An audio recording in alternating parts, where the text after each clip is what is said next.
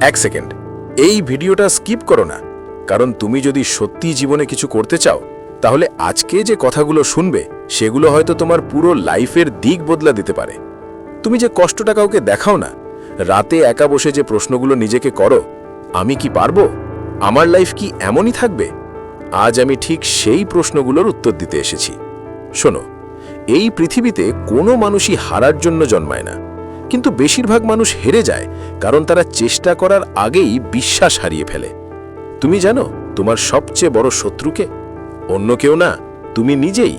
কারণ যখন সুযোগ আসে তুমি বলো এটা আমার জন্য না, যখন ঝুঁকি নিতে হয় তুমি বলো পরে করব, আর একদিন সেই পরে কখনোই না হয়ে যায়।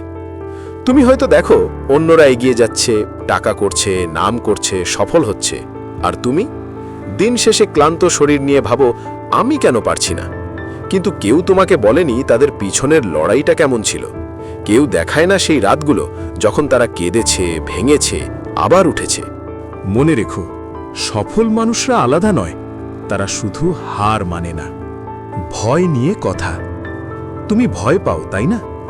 ভয় পাও লোকে কি বলবে, ভয় পাও ব্যর্থ হলে কি হবে।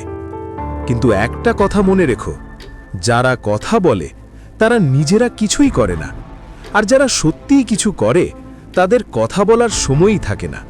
নিজেকে বিশ্বাস করানো। তুমি যদি নিজেকে বিশ্বাস না করো, এই পৃথিবীতে কেউই তোমাকে বিশ্বাস করবে না।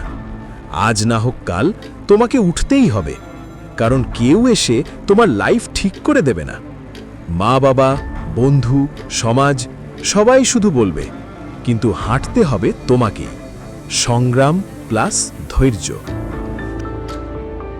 নিজের সাথে চুক্তি করো।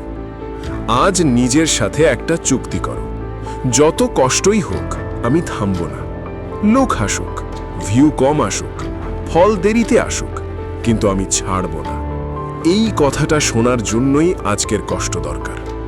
মনে রেখো, তুমি সাধারণ নও, তোমার গল্প এখনো শেষ হয়নি, সবচেয়ে ভালো অধ্যায়টা এখনো বাকি।